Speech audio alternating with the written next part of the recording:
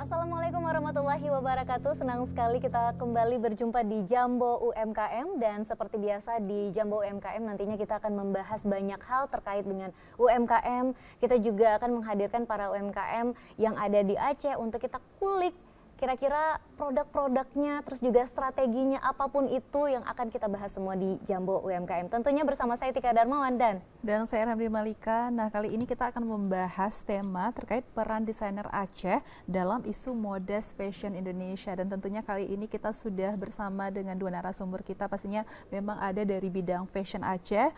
Kita perkenalkan terlebih dahulu, yaitu yang pertama ada Pak Saiful Bahri selaku Subkoordinator Fasilitasi Usaha Kecil. Assalamualaikum Pak. Gimana kabarnya hari ini Pak? Alhamdulillah baik. Alhamdulillah baik. Dan di sampingnya sudah ada nih dari pelaku fashion Aceh, yaitu Bang Khairul Fajri selaku owner dari brand fashion Ijakro. Assalamualaikum Bang. Waalaikumsalam. Selamat Gimana pagi kabarnya hari ini Bang? Alhamdulillah tetap semangat ya. Ya. Jadi ini adalah mereka-mereka yang sebenarnya sudah tidak asing lagi gitu ya, kita sebutnya di khususnya di dunia fashion gitu. Nah, kita akan berbicara tentang peran desainer Aceh dalam isu modest fashion Indonesia. Bang Khairul, sebelumnya mungkin banyak dari kita yang masih belum terlalu paham apa sih bedanya modest fashion dengan fashion yang ada saat ini gitu. Mungkin boleh. Baik. Nah, ini yang harus dipahami sebenarnya. Jadi modest fashion itu lebih ke konsep pakaian yang kalau versi kita misalnya menutup aurat, tapi dia belum tentu syar'i deh. Jadi itu masih modest. Tapi kalau syar'i itu sudah pasti modest ya, karena udah menutup kan. Karena kalau dalam Islam sendiri kan syar'i itu kan mungkin ada beberapa bagian tubuh yang boleh kelihatan. Tapi kalau modest ini dia tetap menutup aurat, tapi belum tentu syar'i dan sopan. Mungkin tidak kelihatan bentuk tubuhnya, masih boleh kelihatan rambutnya. Nah, jadi dan ini konsep modest ini sebenarnya bukan hanya dipakai oleh orang Muslim, tapi oleh non Muslim juga menggunakan modest ini. Nah, makanya isu modest ini bukan hanya di negara Muslim, tapi juga di seluruh dunia global gitu. Jadi ternyata tidak hanya ada di negara-negara Muslim saja gitu. Tapi apakah berbeda Bang modest fashion di Indonesia itu dengan negara-negara lain? Nah, ini yang membedakan. Apa yang membedakan? Ini menurut yang kemarin ada satu penelitian jadi dari Islamic Global Market atau apa gitu. Indonesia menduduki peringkat pertama untuk modest fashion karena di Indonesia ini banyak wastra. Mungkin kalau kita lihat orang Indonesia tuh perempuan itu modestnya kan identik dengan pakaian perempuan gitu, identik dengan pakaian perempuan kan. Nah, jadi modest pakaian di Indonesia ini lebih lebih stylish, lebih fashionable karena dia ada wastra dan segala macam, tidak hanya polos dan segala macam. Kalau kita lihat dengan negara tetangga kita di Asia Tenggara, mungkin pakaian modest kita lebih fashionable dibandingkan misalnya kalau kita lihat dari Malaysia, Singapura, mereka hanya menggunakan teluk belanga dan segala macam. Kita lebih bergaya lah, lebih bisa mengeksplor. Nah, oleh karena itu Indonesia mendapatkan peringkat pertama untuk modest fashion global. Luar biasa. Peringkat pertama. Peringkat pertama. Apakah ini ada perannya Pak Saiful juga di sini untuk mempertemukan mungkin UMKM kita dengan pasarnya yang selama ini, seperti kita tahu Pak, kadang kita tahu UMKM ini hadir dengan produk-produk yang luar biasa, tapi ternyata mungkin pasarnya belum tepat sasaran gitu. Apakah peran dinas di sini juga besar Pak? Silakan. Gini, Dinas Koperasi UMKM Aceh tentunya membidangi UMKM ya. Kita ada beberapa kali dan seringlah mengajak UMKM termasuk Bang Khairul untuk ikut dalam partisipasi baik pameran dalam daerah maupun pameran luar daerah. Seperti itu ya. Dan kita ajak UMKM tidak hanya dari fashion, semua UMKM terlibat dalam kegiatan dinas tersebut. Kemudian kita juga tahun 2021 kemarin pernah juga melaksanakan Aceh Muslim Fashion. Dan diikuti oleh 15 desainer muda Aceh. Dan kita melihat bahwa desainer Aceh ini nggak kalah juga dengan desainer yang ada di luar Aceh. Itu poinnya saya kira ya. Dan saya lihat setiap tahunnya Dinas Koperasi itu menerima hampir 1.000 lebih proposal permohonan bantuan peralatan dan 30% itu dari fashion. Dari untuk umumnya ya bantuan untuk peralatan menjahit dan sebagainya. Saya kira itu Ya. Nah, terus kalau misalnya posisi Aceh nih, Pak, khususnya di bidang fashion di Indonesia, gimana Pak Saiful melihatnya? Apakah Aceh masih di tingkat yang cukup aman atau perlu ditingkatkan lagi? Iya, baik. Kalau kita refleksi kembali ya dari tahun yang lalu, beberapa tahun yang lalu, bahwa jumlah UMKM sekitar 87.000 dan tahun 2025 ini sudah mencapai 640.000 ya, 640.000, 640.000 lebih kurang itu, dan jumlah UMKM fashion meningkat lebih banyak dari tahun sebelumnya. Dan itu menandakan bahwa salah satu juga faktor usaha UMKM fashion ini meningkat terus. Dan tentunya kita nggak bisa berpuas diri ya. Tentu dukungan peran Dinas Koperasi UMKM Aceh akan terus kita tingkatkan. Oke. Tapi sebenarnya apakah Indonesia, mungkin khususnya Aceh sendiri itu udah punya gaya modest fashion yang bisa dijadiin kiblat, Bang Khairul? Karena kalau kita mungkin ngelihat, berkaca dari Ijakrung aja deh gitu ya. Ijakrung ini sendiri kan juga bisa dibilang pertama kali muncul itu bahkan jadi pelopor gitu ya Bang ya. Kayaknya kain sarung yang tadinya biasa aja akhirnya jadi fashion gitu ketika dibikin sama Ijakrung gitu. Tapi apakah sebenarnya modest fashion kita sendiri Bang, Indonesia mungkin khususnya Aceh itu udah bisa jadi apa ya kita sebut dengan ikonnya lah gitu. Baik. Nah, jadi saya pengen melebar lagi sebenarnya. Oke. Boleh. Jauh juga boleh. boleh. Nah, jadi saya pengen mengambil opportunity ini sebenarnya. Jadi pada saat Indonesia jadi peringkat pertama sebagai modest fashion global. Jadi di Indonesia ini kan dari sekian provinsi ini hanya Aceh satu-satunya yang mengadopsi sistem syariat Islam. Jadi suka nggak suka minimal modest lah kita. Walaupun tidak syar'i, minimal modest. Yang kayak kami pakai lah ya, Bang ya. Masih modest. Tidak modest ini ya, masih ya. Sudah menutup gitu ya. Walaupun belum syar'i ya. Nah, jadi pada saat Indonesia jadi kiblat Muslim modest fashion dunia, kita harus mengambil kesempatan nih. Di Indonesia nih yang paling kuat Islamic fashionnya adalah di Aceh. Nah, jadi kita berani nggak kita declare nih dengan pemerintah bahwasanya Indonesia best in the world, tapi Aceh best in Indonesia kan gitu. Pingin ngambil momentum itu, tapi bukan hanya mendeklar, tapi kita ada persiapan nggak? Jumlah desainer kita dari pakaian-pakaian kita yang kita produksi, item fashion, apakah bisa jadi acuan nggak untuk seluruh Indonesia nih? Seperti tadi adik ini bilang kayak Ijakrung misalnya. Ijakrung kalau kita lihat di media 2019 itu pada saat kita fashion show di Indonesia di Jakarta, itu dari 84 desainer hanya Ijakrung yang berani menampilkan pakaian Muslim pria total 8 look. 2020 udah ada berani desainer lain menampilkan pakaian laki-laki. Dan sampai hari ini sudah banyak kali brand-brand fashion, bukan hanya di brand-brand fashion yang khususnya untuk pakaian Muslim pria dari pinggang ke bawah, bukan hanya di Aceh, lahirnya di Indonesia juga semakin banyak. Ini kan menandakan kita bisa jadi role model, bisa jadi acuan, bahwasanya berkain sarung walaupun modest identik dengan perempuan, tapi laki-laki ada sarung juga keren juga. Nah, ini perlu kerja keras, perlu kerja keras. Kalau kita berani declare Aceh jadi kiblat fashion Muslim, kiblat pakaian modest fashion Indonesia. Berani nggak gitu? Kita ingin ngambil momentum itu. Nah, tapi kalau misalnya kan kalau khususnya Ijakrung sendiri ya, mereka kan bermainnya dengan nilai-nilai tradisional, budaya dan lain-lain. Sebenarnya ada tantangan tersendiri nggak sih Bang untuk memasukkan nilai budaya ke dalam fashion? Apalagi kan itu otomatis menjadi suatu piece yang nggak semua orang mau pakai setiap hari gitu. Dan juga mungkin untuk kalangan tertentu yang memakai, yang mungkin sering pergi event dan lain-lain. Ada nggak sih Bang tantangan tersendirinya? Atau malah itu sebenarnya jadi peluang dan pembeda? Saya melihatnya tantangan menjadi peluang. Tantangan jadi peluang. Curug pasar kecil masuk aja kita itu, karena orang nggak akan masuk. Nah, jadi kalau ngomongin di Ijakrung ini kan item fashion sudah eksis sebenarnya. Item fashion sudah eksis, tapi dia tidak populer karena occasion, tempat dipakai dia kan tertentu dan tidak populer.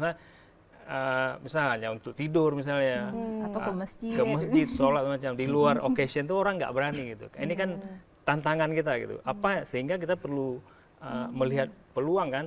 Berarti masalahnya bukan di item fashionnya, bukan di occasionnya, tapi di produknya harus switch dia, harus cocok nggak itu? Cocok di semua occasion gitu kan, sehingga kita harus berinovasi dong, harus berinovasi, belajar apa segala macam, sehingga kita mengeluarkan sarung itu nggak hanya monoton ya, untuk sholat ini lo pakai, untuk ke pesta ini, misal acara-acara seperti ini kita pakai tenun, tapi nggak seperti tenun orang kawinan misalnya. Benar, jadi ada ready to wear semacam itu. Jadi hambatan jadikan peluang gitu. Oke, jadi memang sekarang justru sudah berinovasi dengan produk-produk Ijakrum ini sendiri gitu ya, untuk bisa digunakan di berbagai macam occasion. Seperti yang mungkin pemirsa bisa lihat di sini sudah ada beberapa kain ya, beberapa Ijakrum yang ada di sini. Yang ini yang seperti yang dipakai dengan Bang Khairul juga ya. Ini yang sudah ready to wear juga ya, Bang? Ini konsep wastra. Wastra ini kan kalau di Indonesia ada 4 wastra nih. Saya pengen cerita wastra. Di Aceh ada songket benang emas. Tapi songket benang emas ini identik dengan cara-cara berat lah, cara adat orang kawinan atau segala macam. Dan kalau kita pakai songket, misal mau sholat ke masjid kayak dilihatin gitu kan, terlalu berlebihan, makanya ada perlu inovasi kan. Makanya di seri ini kita buat kain sarung songket tapi konsep ready to wear. Ready to wear itu adalah yang bisa dipakai sehari-hari, nggak begitu berat, nggak begitu mencolok, tapi tetap luxury gitu. Nah, kalau peran dari Dina sendiri nih Pak Saiful, untuk UMKM-UMKM yang memang sudah ada inovasi seperti ini, selain mungkin peralatan dan lain-lain, apa sebenarnya yang ditawarkan? Yang ditawarkan baik. Kita mengajak teman-teman Pak Khairul dan UMKM lainnya, jadi ada kesempatan terbuka mempertemukan UMKM Aceh dengan UMKM yang di luar, melihat sekaligus mempertemukan pertemuan bisnis agar produk kita juga dikenal di luar, seperti itu. Dan kita bisa melihat amati, tiru dan modifikasi produk luar ke kita, seperti itu. ATM tapi tidak mencontoh, tidak hanya menjadikan inspirasi ya. Tentunya kita bisa melihat nanti kelebihan dan kekurangan kita, itu mungkin sebagai cara untuk memperbaiki inovasi di produk UMKM kita. Tapi kan memang sebenarnya produk-produk UMKM yang mengangkat atribut-atribut budaya ini kan sebenarnya agak PR ya Bang Khairul ya, agak tricky gitu ya. Tapi sebenarnya gimana sih Bang Khairul sendiri mungkin menyeimbangkan itu antara nilai religiusnya dapat, budayanya juga bisa, budaya lokal juga bisa dapat, dan juga unsur fashion globalnya itu bisa dalam satu produk gitu yang dihasilkan gitu. Nah, jadi ini kan fashion ini kan unlimited dia.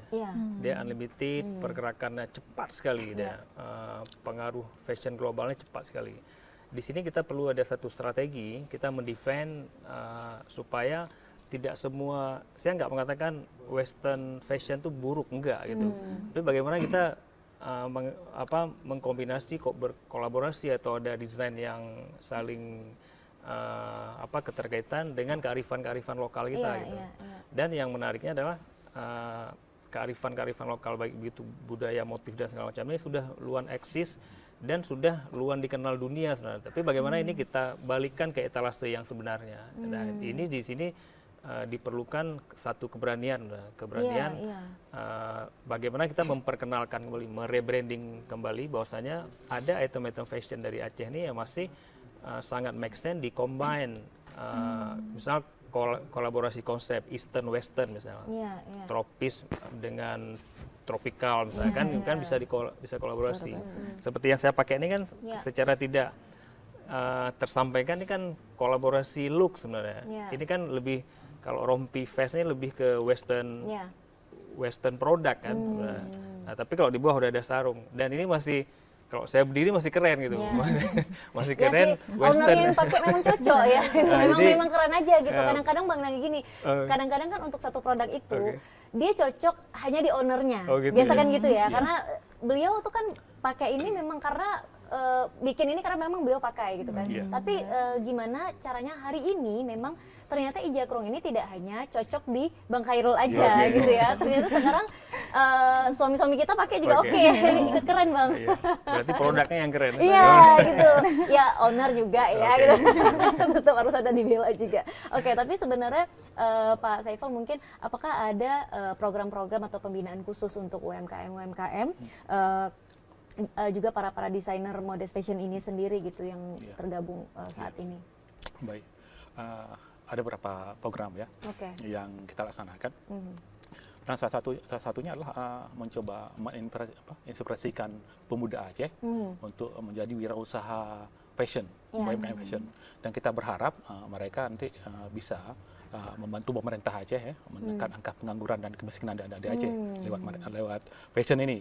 Dan salah satunya juga kita bukan hanya di provinsi Aceh, di kabupaten kota juga kita sebentar menggandeng Pak Khairul untuk jadi narasumber di anak-anak muda di kabupaten kota, agar terinspirasi betul bagaimana menjadi seperti Pak Khairul lah. Setidaknya walaupun nggak sampai itu Pak Khairul, lebih hebat lagi lah dari masa mendatang. Nah, harapan kami apa? Ya ada saingan lah Bang Khairul nih. Jangan jadi jangan ada saingan. Jadi kita ada imbang nanti ya. Seperti itu. Boleh. Oke, kita masih akan membahas ini lebih dalam lagi dan lebih seru lagi, tapi setelah jeda iklan berikut tetap di Jambo UMKM.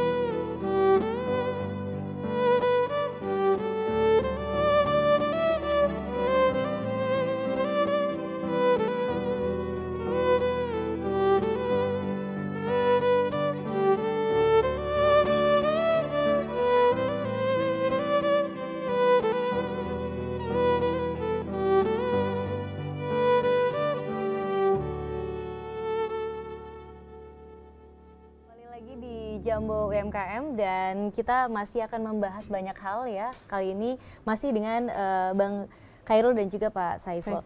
Ya, Bang Khairul, kalau untuk desainer dari Modest Fashion ini sendiri ada komunitas khusus atau gimana, Bang? Jadi kalau di Aceh ini ada, biasanya kan kalau asosiasi itu turunan asosiasi dari nasional. Jadi di nasional itu ada namanya Indonesian Fashion Chamber. Dia tergabung hampir 250 desainer top se-Indonesia lah. Kemudian di Aceh ada chapternya, ada chapter Banda Aceh chapter, Indonesian Fashion Chamber Banda Aceh chapter. Dan di Banda Aceh saya masih ketuanya, masuk ke periode kedua. Kita punya sekitar 8 member dan sedang mempersiapkan hampir 40 orang desainer muda yang akan masuk jadi member di IFC Community namanya, Indonesian Fashion Chamber, tapi masih community-nya, yang fashionista, yang baru belajar, ingin belajar, yang udah punya brand tapi belum begitu tampil. Jadi di situ kita sering buat ada pelatihan-pelatihan, workshop, atau kita connectingkan dengan beberapa lembaga pemerintah untuk kita up mereka menjadi kita kasih capacity building-nya lah, atau bahkan bisa mendapatkan fasilitas seperti dinas koperasi, dapat mesin, atau ada event pameran bisa diikutkan, atau ada pelatihan dan segala macam. Berarti memang saling mendukung ya dengan komunitas fashion ini.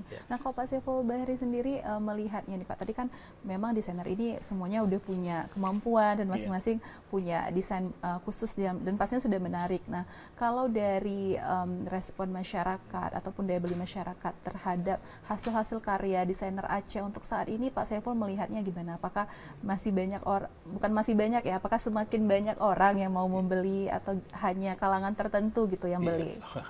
Baik, kalau kita lihat sebenarnya pemerintah Aceh khususnya juga mengeluarkan instruksi itu bangga menggunakan produk UMKM, dan disampaikan ke kabupaten kota se-Aceh agar setiap kegiatan pemerintah itu menggunakan produk UMKM, baik kegiatan BIMTEK apapun ya, menggunakan produk UMKM.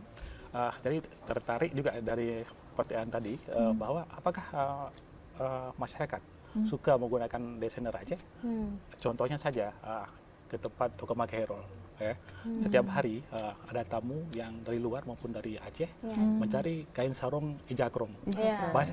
Bahkan saya mendapat telepon dari luar Aceh, di mana posisi ijakrong untuk kami beli seperti itu. Dekat rumah saya kebetulan. Seperti itu kan, contohnya. Oke, jadi memang sebenarnya daya belinya udah mulai besar gitu ya. Artinya kan kalau dulu orang yang customer ini kan tertentu gitu ya Bang yang mau beli gitu. Tapi sekarang udah. Walaupun karena kan sekarang udah tagline-nya juga kan bela dan beli produk UMKM sendiri gitu ya.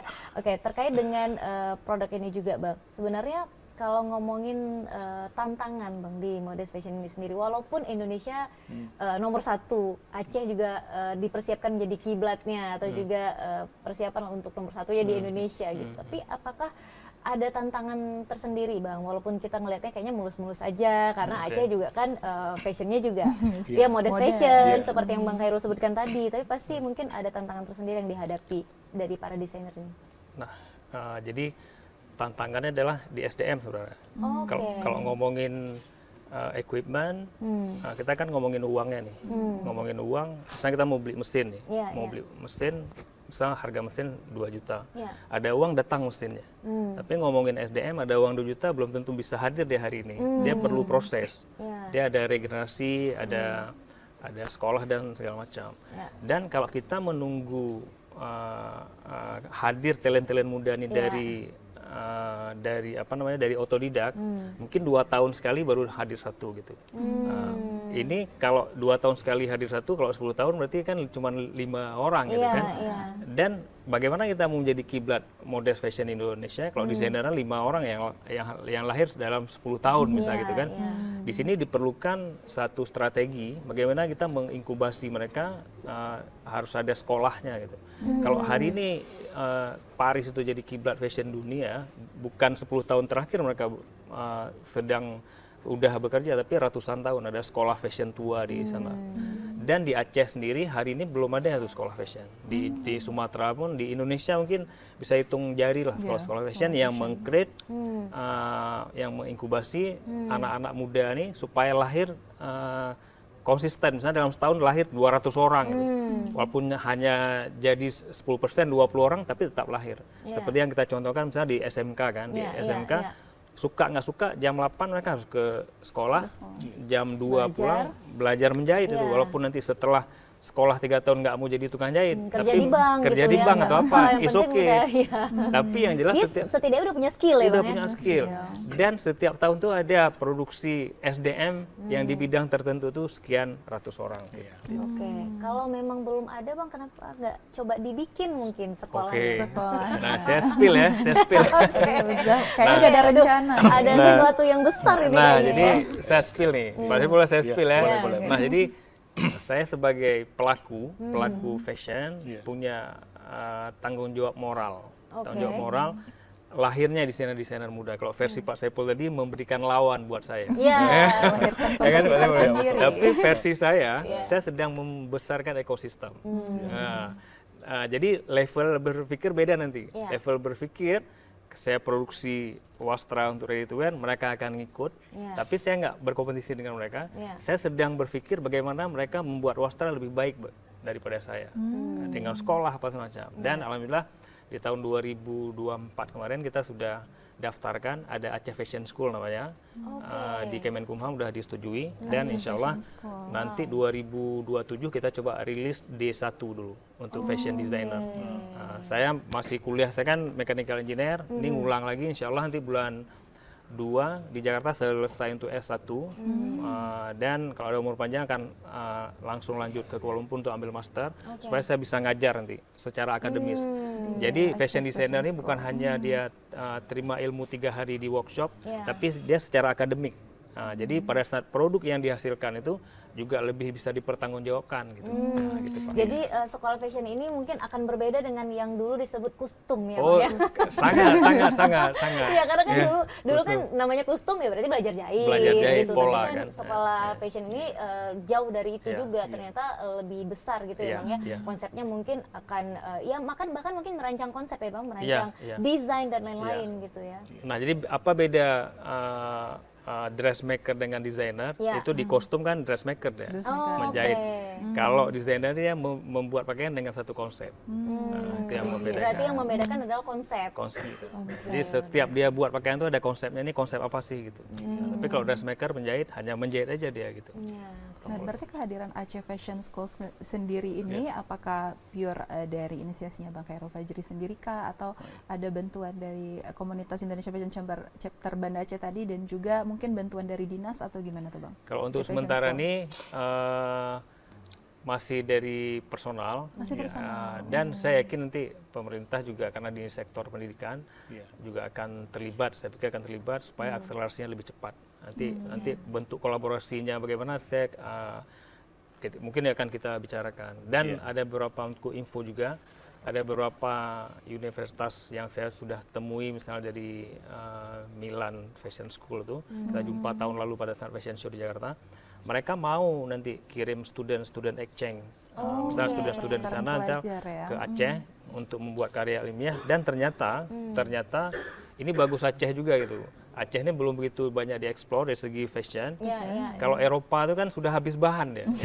Yang mau di riset apa udah habis bahannya, Pak. Sehingga lakban pun jadi fashion. Gitu.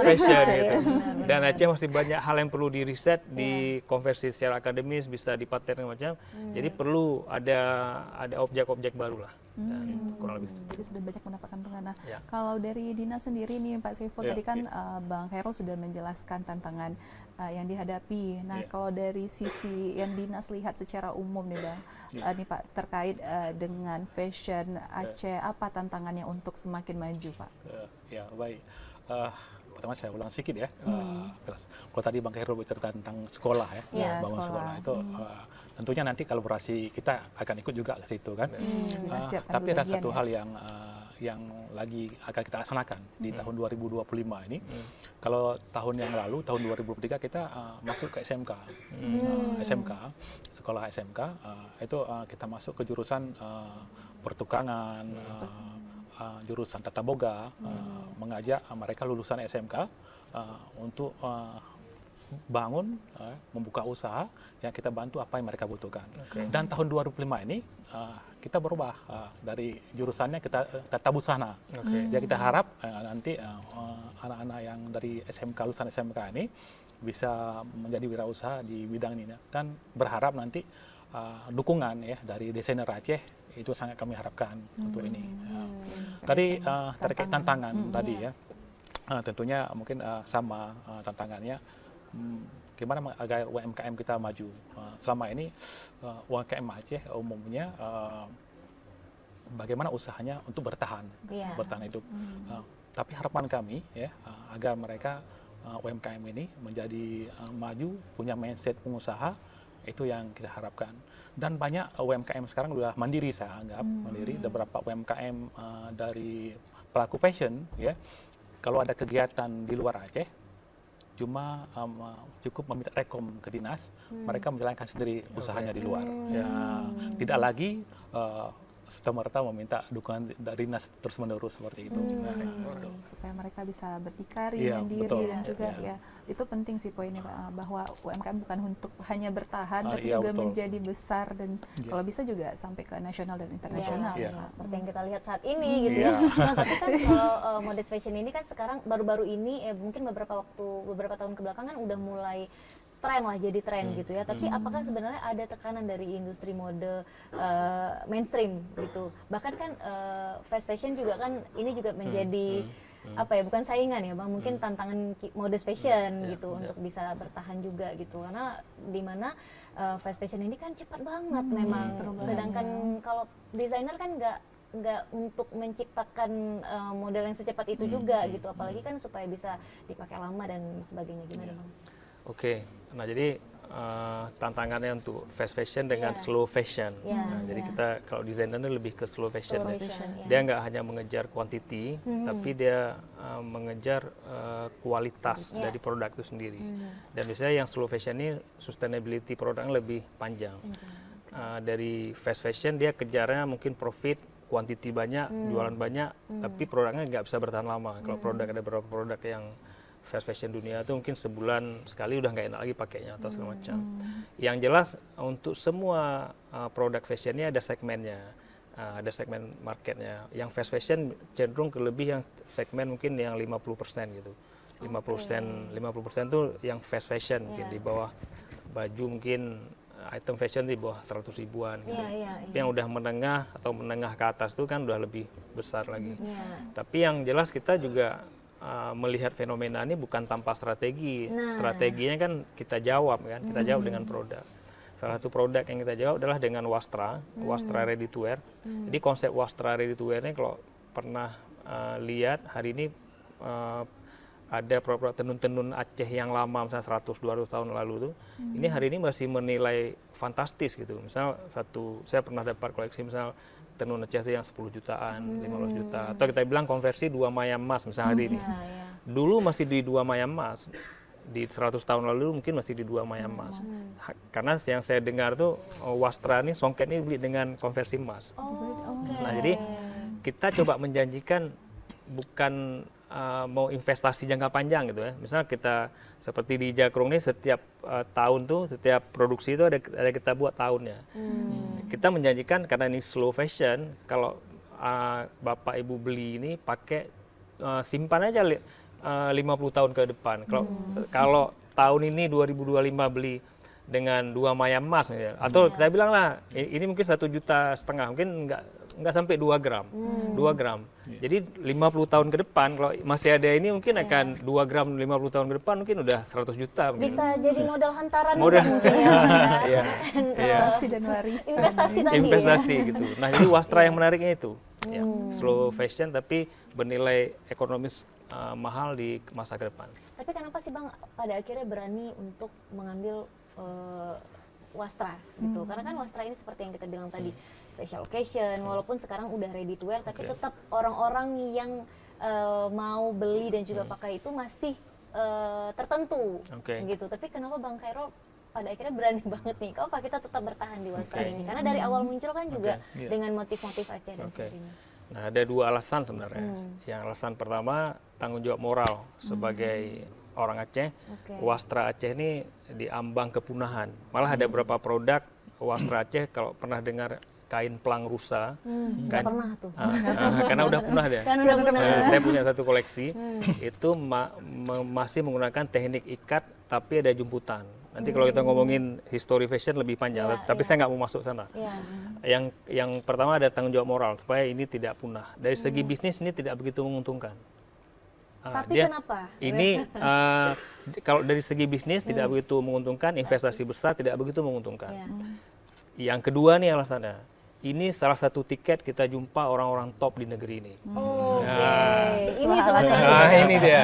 Saya mudah jumpa Pak Presiden, saya jumpa Ibu Menteri, jumpa Bapak Gubernur, Ibu Gubernur, bisa mempengaruhi kebijakan-kebijakannya dengan songket ini sebenarnya. Setuju.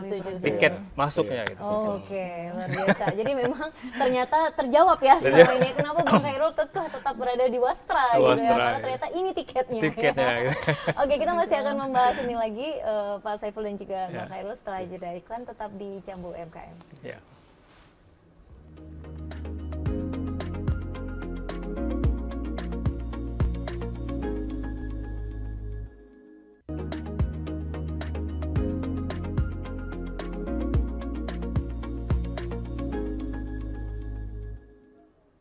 Pemirsa masih bersama kami dalam Jambo UMKM. Nah, tadi kita udah berbincang-bincang banyak dengan Pak Saiful dan juga Bang Khairul terkait dengan fashion, modest fashion di Aceh, perkembangannya, dukungan dinas dan lain-lain. Nah, kita lanjutkan lagi pembicaraan kita. Nah, Pak Saiful, apa nih harapannya Pak untuk fashion designer Aceh dan juga bisnis fashion Aceh secara keseluruhan ya Pak untuk kedepannya, dan mungkin apa nih rencana dari dinas untuk memajukan fashion Aceh khususnya di bidang ini, apalagi kan sekarang lagi masa-masa efisiensi Pak ya, otomatis ada banyak event yang dikurangi lah jumlahnya. Nah, jadi apa rencana-rencana untuk memajukan fashion sekarang? Baik, tentunya kami dari dinas ya mengharapkan pertumbuhan UMKM khususnya fashion terus berkembang. Tentu kan masukan-masukan dari desainer Aceh ya, bagaimana mewujudkan impian-impian ya terhadap desainer Aceh ini sangat membutuhkan. Kami tentunya masukan dari pelaku UMKM ini sangat membutuhkan. Apa yang mereka harapkan dari mengembangkan fashion Aceh ini ya. Dan tentunya anak-anak muda Aceh ya, bisa terus berkarya di fashion ini ya. Dukungan dari teman-teman desainer Aceh dan dukungan dari dinas akan terus kita kembangkan ya. Dan dari dinas pun seperti saya sampaikan tadi, kita sudah masuk ke sekolah SMK khusus tata busana untuk tahun 2025 ini. Dari mereka lah kita harap bisa berkembang insan-insan baru yang terinspirasi dari seperti contoh dari Pak Khairul, contohnya seperti itu. Oke. Jadi memang apa ya, bisa dibilang bentuk dukungan dinas itu juga cukup besar gitu ya untuk keberlangsungan dari para desainer Aceh khususnya gitu. Bang, tapi kalau kita mau ngelihat lagi, tadi kan Bang Khairul sempat bilang Bang Khairul tuh mau membangun ekosistemnya gitu ya, mau membesarkan itu gitu. Tapi gimana sebenarnya caranya tuh bisa berkolaborasi satu sama lain gitu ya, tanpa terjebak dengan istilah mungkin kompetisi yang tidak sehat gitu. Karena kan bisa aja tadinya ini Bang Khairul gurunya gitu ya. Terus pada akhirnya justru jadi kompetisi yang tidak sehat. Syukurnya kalau itu bisa menjadi sesuatu yang lebih besar dan bersama-sama gitu, berkolaborasi. Tapi gimana tuh caranya supaya nggak menjadi sesuatu yang tidak sehat? Jadi champion create champion. Setuju. Kan kalau champion belum berhasil meng-create champion, dia belum jadi champion. Kan? Jadi leadership itu memang susah menjadi champion. Yang jelas pada saat kita create champion, kita nggak akan berkompetisi dengan dia.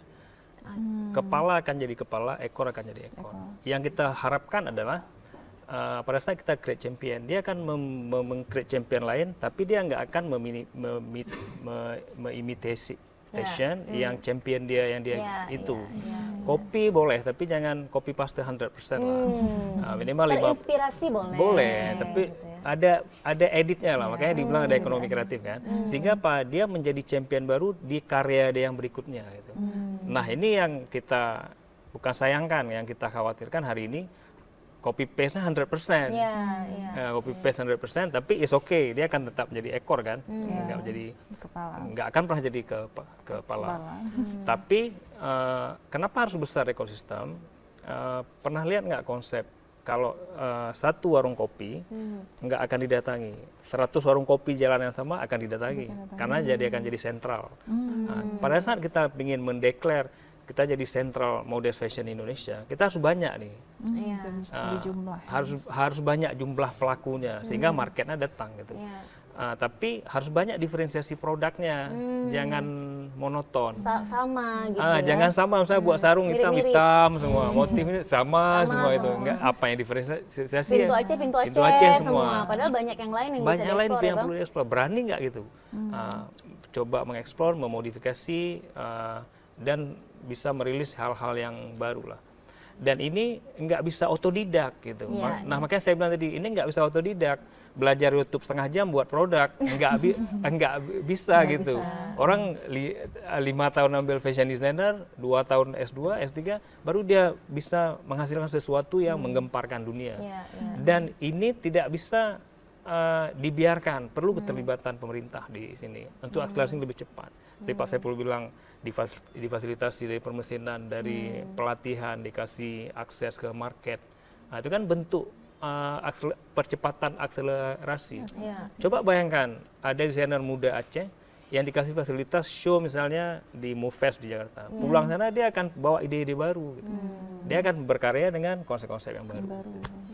Nah kalau misalnya dari produknya Bang Khairul sendiri itu kan memasukkan unsur-unsur budaya Aceh ya. Itu sebenarnya dari unsur-unsur misalnya secara motif nih Bang. Nah itu tuh biasanya motif-motif yang diambil itu apa sih dan gimana caranya? Itu kan motif-motifnya memang sudah ada ya. Jadi gimana cara membuatnya supaya menjadi khasnya dari brandnya Bang Khairul. Walaupun kan rata-rata motifnya tuh ya sama dasarnya gitu. Good question. Ini lebih teknikal pertanyaan kan. Nah, jadi kita harus ke workshop ya, Bang. Kalau mau ambil kelasnya ada kelasnya nanti. Nah, jadi apa yang membedakan kan? Jadi eksistensi pertama produk, item produk sudah ada, eksistensi motif sudah ada. Di Aceh identik motif itu dia tidak makhluk. Dia tidak boleh makhluk dia karena identik dengan keagamaan Islam dan segala macam. Setiap fashion designer itu punya DNA. Begitu juga dengan Ijakrung. Ijakrung ada Khairul Fajri Yahya itu. Khairul Fajri Yahya punya DNA. Jadi kalau misalnya kita lihat ada motif pucuk rebung, Mun Berangkat. Kalau lihat motif yang baru saya rilis tahun ini, judulnya Mun Berangkat. Mun Berangkat itu filosofinya itu dari Tanah Gayo, dia melambangkan kesetiaan, kekuatan dan segala macam. Tapi saya suka mendisplay itu dengan pola asimetris namanya. Nah, kalau simetris itu repetitionnya dia sama semua. Kalau anasimetris tidak sama, tidak unpredictable. Saya menyukai unpredictable. Nah, jadi kalau lihat dari produknya ya, tiba-tiba motifnya di tengah, tiba-tiba motifnya di ujung sini gitu. Dan itu cara pakainya juga harus kita tanya gitu. Ini gimana cara pakainya Bang supaya kelihatan motifnya. Kalau yang nggak pinter pakainya nggak kelihatan ya Bang. Kan? Nah itu salah satu strategi kita sebenarnya. Kalau dilihat, ini pintu Aceh juga, ini Mun Berangkat juga. Kok tiba-tiba Mun Berangkatnya di tangan kecil, kok ini di display big oversize tapi dengan asimetris metode gitu. Itu kan salah satu metode kita untuk mengecoh market.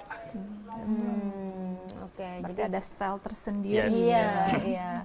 Berarti kalau dari Dinas sendiri Pak, apakah memang udah ada program yang kalau tadi kan akan dilaksanakan dalam waktu dekat gitu. Mungkin kalau jangka panjang atau mungkin harapannya juga nih terkait dengan program-program yang akan direalisasikan untuk desainer-desainer Aceh khususnya. Iya.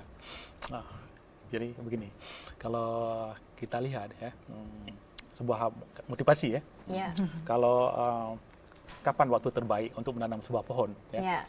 Jawabannya pasti 25 tahun yang lalu. Tapi kalau 25 tahun yang lalu belum kita laksanakan, waktu terbaiklah hari ini.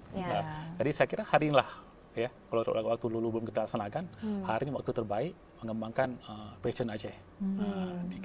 Oke. Mungkin ke Bang Khairul terakhir Bang, apa harapannya juga mungkin untuk generasi muda gitu yang mungkin baru mau akan masuk ke dunia fashion tapi bisa tetap membawa nilai-nilai modesty. Oke. Gitu. Jadi saya ingin menanggapi isu nih hari ini, isu efisiensi kan, kan sibuk efisiensi. Tapi di balik efisiensi itu ada satu lagi isu nasional tuh hilirisasi. Di sektor fashion tuh ternyata hilirisasi itu sangat berdampak ke penyerapan tenaga kerja. Contohnya nih, hari ini di Aceh itu pekerjaan fashion designer kan di hilir deh, produksi beli kain, produksi jualan, di huluan tidak ada yang pernah sentuh, dan ini perlu kerja effort besar. Kita juga dengan Dekrenas, Dinas Provinsi Koperasi juga terlibat di Dekrenas. Kita ingin menginisiasi, kita ingin kerjaan besar di hulunya. Kita akan coba tanam murbe untuk feeding untuk ulat sutra, supaya ulat sutra jadi benang, benang jadikan ini. Ini proses hilirisasi yang bisa diadopsi untuk di fashion industry juga, yang banyak menyerap tenaga kerja di sana. Sedangkan di efisiensi kita punya konsep, kita cari new market. New market yang kita coba, mungkin kalau di Indonesia efisiensi kuat, kita coba negara tetangga. Sehingga Dekrenas, saya juga bagian dari Dekrenas, Dinas Koperasi juga bagian dari Dekrenas Aceh. Kita akan juga ada pameran di Johor tanggal 29, 30, 31 di Johor Baru. Kita untuk dalam upaya mencari new market. Mungkin di Malaysia nggak ada efisiensi deh. Beli-beli ya, karena memang kan Indonesia aja nih kayaknya. Dan pesan untuk anak-anak muda Aceh, kalau dilihat dari ekonomi kreatif Indonesia nih, subsektor fashion ini nomor 2 setelah F&B, setelah food and beverage. Dan dari 17 subsektor dikerucutkan lagi oleh Kementerian Ekonomi Kreatif itu jadi 7 itu masuk lagi fashion. Dan Aceh masuk dari 15 provinsi yang diprioritaskan. Dan ini kesempatan buat kita untuk anak muda Aceh, harus berani mengambil kesempatan ini, jangan hanya pasrah menjadi market gitu. Jadi kalau hari ini kita lihat banyak brand-brand besar nasional yang modest atau syar'i mau buka booth atau stand di Aceh karena market Aceh besar sekali. Setuju. Kenapa nggak kita jadi player kecil lah gitu, menjadi fashion designer, nanti dibantu oleh Dinas Koperasi juga memproduksi brand fashion, produksi, nyerap tenaga kerja, kita bisa jualan juga, trial di market kita. Setuju banget ya. Pada akhirnya memang dukungan semua pihak itu benar-benar dibutuhkan gitu ya untuk bisa mencapai tujuan bersama gitu ya. Baik, sekali lagi kami mengucapkan terima kasih Pak Saiful dan juga Bang Khairul sudah hadir di Jambo UMKM, sudah sharing banyak hal, ilmunya yang mudah-mudahan bermanfaat untuk semua kita yang nonton pada hari ini. Dan terima kasih juga untuk pemirsa yang sudah membersamai kita selama 1 jam ke belakang. Kalau gitu langsung aja saya Tika Darmawan pamit undur. Dan saya Ramdan Malika, sampai berjumpa di episode Jambo UMKM selanjutnya. Assalamualaikum warahmatullahi wabarakatuh.